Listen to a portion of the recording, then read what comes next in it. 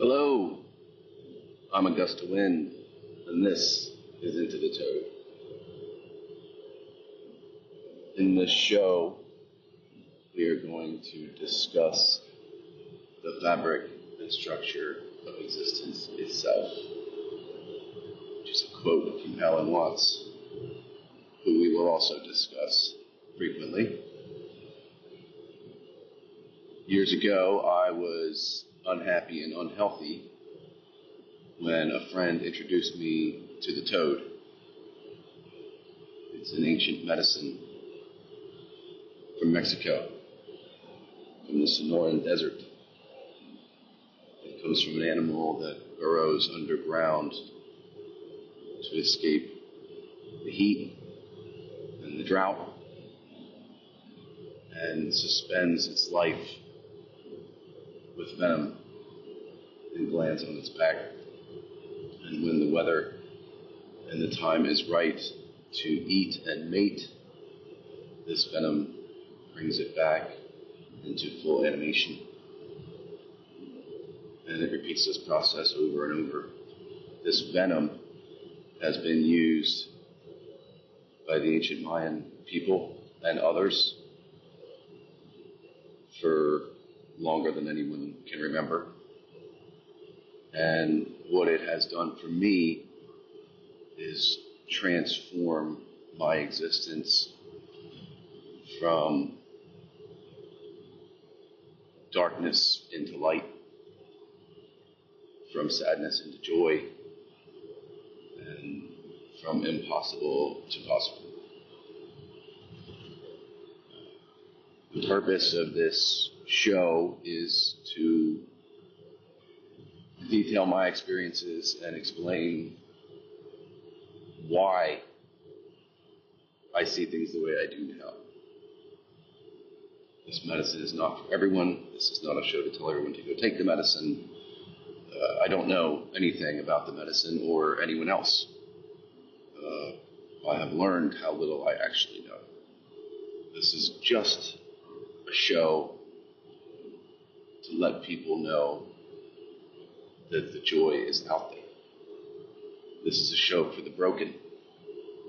If you live in our modern society and you survive by constantly grinding to make money, and whenever you don't have to work, you are constantly distracting yourself from your reality to escape it, this show might be for you. If you are depressed, if you are an alcoholic, a drug addict, suicidal, obese, unhappy, discouraged, demoralized, and beaten down by this modern life, this show might be for you. If you are what we would call successful and you're living in this modern world and you see nothing wrong with it, and you're one of the people benefiting from the way it's structured, and things are just peachy, this show is not for you. You can turn it off right now.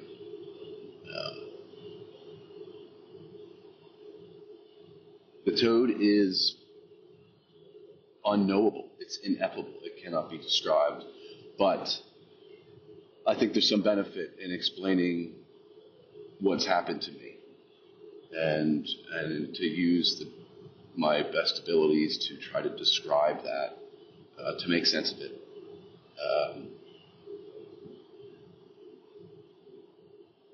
Years ago, I was suicidal. I was hanging, literally, literally hanging over the railing of my high-rise apartment in Philadelphia, and just trying to nudge myself an inch at a time until gravity and leverage would take care of what I didn't have the courage, quote-unquote courage, to do. I had written letters to the people that I loved to try to explain, and one of those people, I couldn't get the letter done. I couldn't explain what I was about to do, and that gave me some pause. And in that moment, a dear, dear friend of mine, who we will talk about quite a bit, Becker, reached out to me and said he had met a man in Colorado. The man brought medicine from the jungle and administered it to people in the Colorado area. He came up frequently. There was a network of people, a community around it, and he had taken the medicine with his girlfriend at the time, who will also be a frequent character in this show. And it had done wonders for him, and he thought it would help me. And this friend, we had known each other for years, so I was in a happier state when we had met mountain biking in Colorado years and years earlier, and he had gone on to become a world-class adventurer and ridden his bike over almost every single continent and had done great things and was succeeding in the life that he wanted, and I had not. So on that recommendation, I said okay, and I said it with extreme trepidation. This idea that it was a psychedelic, which it's not, we'll get into that a little later, terrified me. I had been into psychedelics as a teenager, and I knew there was something there. I had another dear friend who died early who introduced me to it. His name was Alex, and he will also be a recurring character. He dove in to the psychedelics.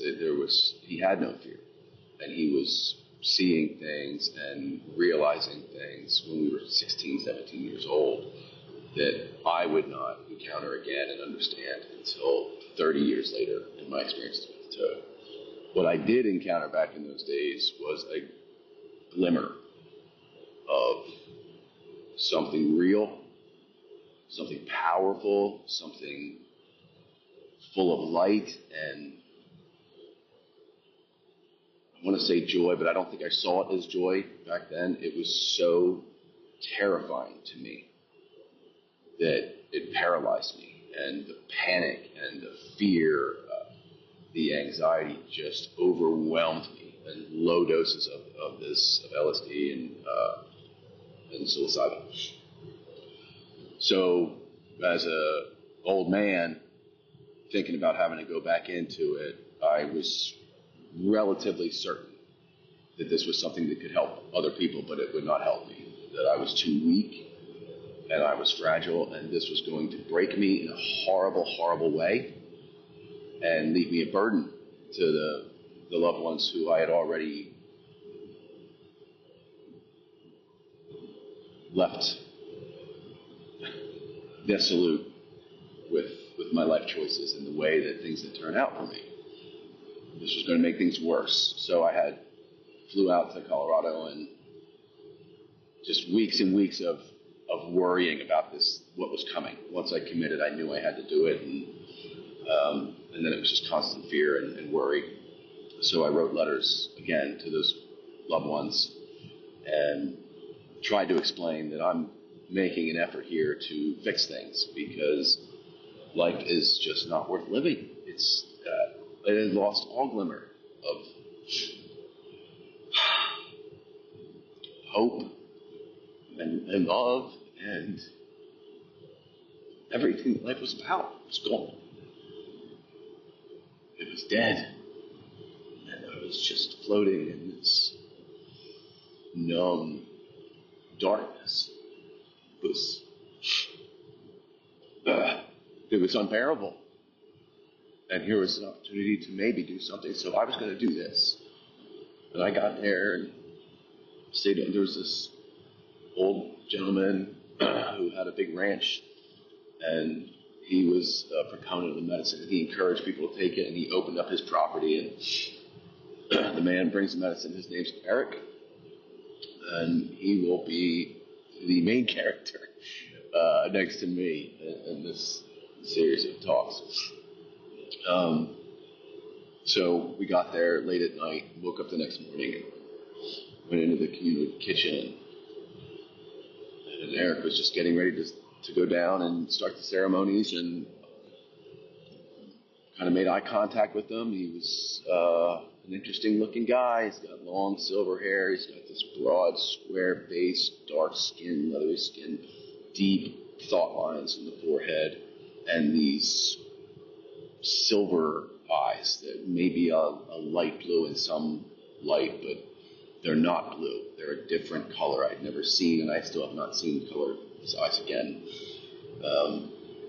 And we walked down to the ceremony spot, and as we did, he said it was good to be around nature. And another girl was walking with us, and she had just done it for the first time the day before. She was a young Native American girl, and she was bubbly and floating and just full of joy. And she looked at me, and everybody could see that I was a mess. Physically, I looked a mess, but they could see in my eyes that I was on the verge of just collapsing internally. And she said, once you do this, you can trust yourself to do anything. And she had this huge smile, and I was trying to be optimistic, but when we got down there to the ceremony spot, there's a prayer mat, there's a fire, and there's a whole ceremony. There's a ritual around this. This is not a toy. It is not a drug. It is not a party thing. It is held in great reverence and serious respect, every single aspect of it. Eric has devoted his life to this medicine. And I was, at that moment, I was thinking in my old ways, oh, what is this, some kind of joke? Is this some kind of Hollywood stunt? What's with all these relics, these animal bones, and these toad statues, things like that, crystals? What is all this wooey stuff? I didn't believe in anything. So I certainly wasn't going to believe there's anything to this. There's a ritual.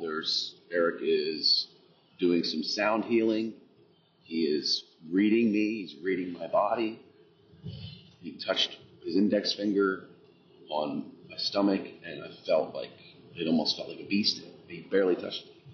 And he said, it looks like you need some help with your liver. I was a heavy drinker at the time.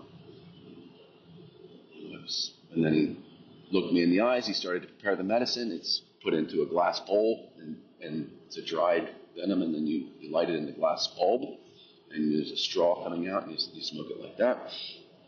And as he was preparing it, he mentioned the toad, and I interrupted him. I said, what do you mean the toad? And he kind of gave me this look like, what do you mean, what do I mean? And he realized I had not really asked anything about the medicine. My friend said this thing might help me, and I just showed up. So he kind of gave me this look like, what am I dealing with here? And he put the glass bulb down, and he told me a little bit about the toad, about how it hibernates with this venom and brings itself back to life with it. And that for thousands of years, people have used this to understand the essence of life. And then he looked me in the eyes and he said, why are you here? And I just started crying. I started bawling like a little baby. Oh, my relationships don't work. I can't get along with my brother. I'm unhappy. I just lost it. And he let me cry for a while, and he said, that's okay. I said, we're all carrying shit. And then he picked up the bulb. And he explained to me how I was going to inhale it. I was going to do some breath work with him, and then I was going to do a big exhale. And then when he told me, I was going to start inhaling. And that's what we did. I was facing the bank of the creek that ran through the ceremony spot. And there was a ponderosa pine right in front of me, and I was inhaling. And as soon as I started inhaling, the world started to pulsate. The visual started to happen, and I had this full-on panic attack. Here I go. I'm going in. I can't not do this, and I don't know what it is, and I'm not capable. I can't do this. How can I do something like this? It's going to be too much. It's going to break me.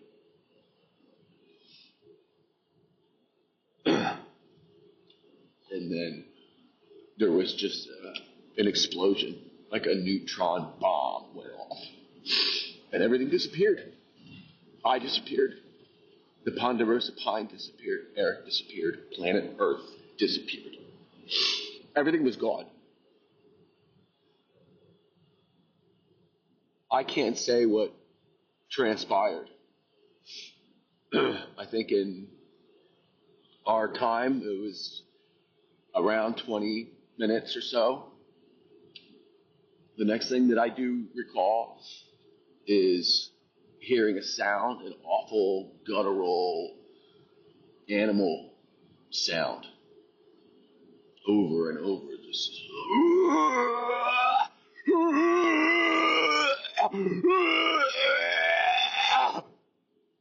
it got much louder and much more intense. And when I was able to see again, I could see myself curled up into a big fat ball on the prayer mat, my body convulsing over and over, every single muscle constricting, contracting, releasing, and this sound coming from me, and Eric kneeling down and carefully and gently patting me on the back. And then I was back in my body, and I knew it was me, and I could feel my muscles, I could feel my body, and it was overwhelming, but it was okay. I knew I was going to survive. And I started to see the world, and I started to feel myself, and I could hear Eric say, "You let go of a lot of shit, my friend."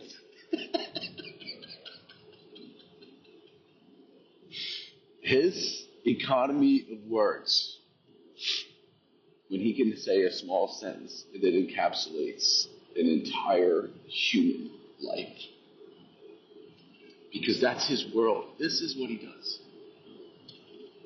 And I looked at him, and everything was irradiated. Everything was electrified. Everything was brand new. And he said, "Just breathe. Just breathe." And I took a breath. And it was my first breath. It was starting over. This body and this mind was back to square one. Everything was brand new. Everything was so beautiful. And when I exhaled, the pleasure that I felt in every cell of my body was indescribable. It is, that sensation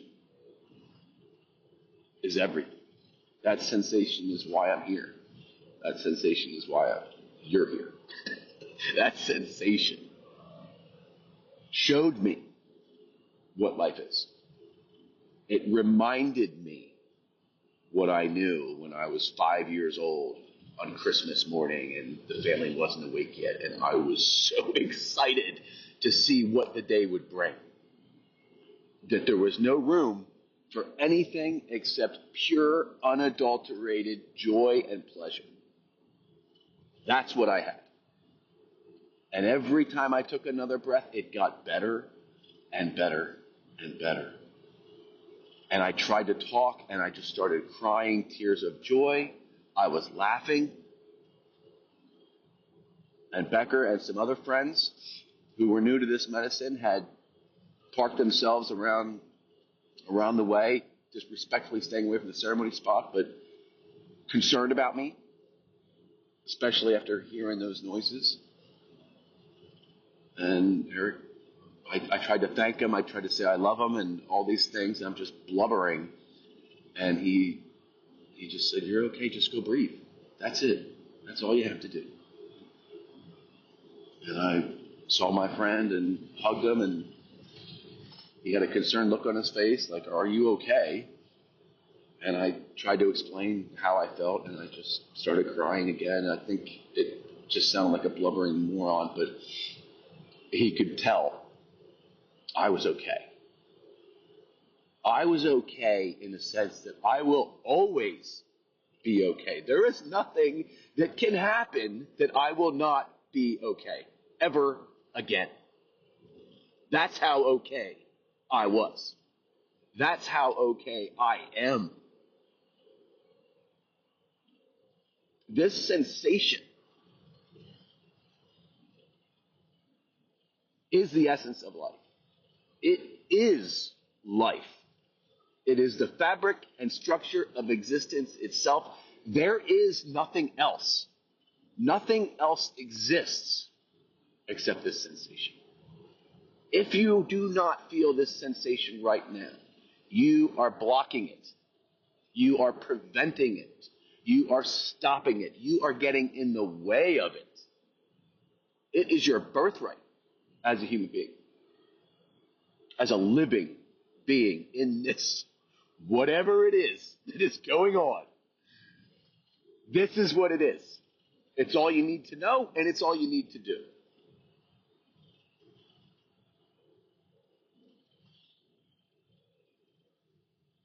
Everything was changed forever for me in that moment. All I could really recall was the explosion. Some people refer to that as a whiteout. For people new to the medicine, it's something that happens to people. I think it's, and Eric has said to me, actually right before he administered the medicine that day, he was trying to explain a little bit about what was going to happen, and he said, "You're about to experience reality." And I didn't know, it sounded so ridiculous. Who is this man? What is he talking about? What kind of hippie nonsense am I getting myself into? But I was so terrified that I was working my thinking mind, trying to leverage what I could to prepare myself and to make sense of things and to not be so terrified. Eric does not play those games. He doesn't placate anyone ever.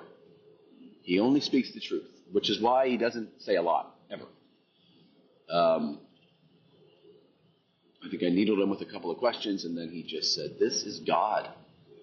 And I said, "Oh, well, God's good, right?" And he just said, "God's everything." And then he let it. And I desperately wanted him to tell me God was good, but God isn't good. There is no good. If you're stuck on the good, you're missing the point. There is only this, which is this sensation. And the thing that struck me deep, deep down into my soul was that I've always been a pleasure seeker. There's nothing wrong with being a pleasure seeker. Most of us are just looking for what was taken from us, or I'm not going to say taken from us. That is incorrect. What we gave up, what we put down, what we let go of. Way back when we started to believe that pleasure that we enjoyed wasn't what life was about. There was a moment for all of us where we decided to, quote unquote, grow up and get serious. As if that's ever done anybody any good. What a concept. So the thing that I came away with was that pleasure was me. I wasn't going to find it in the bottle, in the drugs, in anything except myself. And from that day onward, this entire journey, my progress to becoming someone who owns that sensation has been an inward adventure. There has been no outward effort except for the medicine. And then there have been a couple other medicines which I will discuss. But The medicine is the reminder, the medicine is the guide, the medicine is the prompter, the medicine is the model, the medicine is the shock back into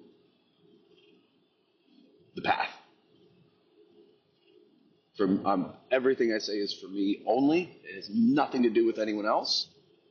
I know a lot of people who take the medicine, and most people have varied experiences. Very few have had anything similar to my experience to this extent. Or if they have, they just have decided not to communicate that, which is what sometimes happens. People find this secret wisdom, they don't talk about it. They don't share it with anybody because all that does is dilute it. All that does is weaken it. When you're speaking, you're watering everything down. It doesn't do much good. I'm a talker, and I love talking about this. And Alan Watts says, intelligent people do what they enjoy doing and get paid for it in our world. And I'm not getting paid for this, but same concept. I enjoy doing this. I enjoy talking about it, and it's not something I can just walk into a bar room and strike up a conversation and get into with any kind of clarity. It's not much for debate. It's just my own little world. But knowing that the pleasure seeker is a noble pursuit and tied to the most fundamental aspect of life itself, the liberation from that realization changed me forever.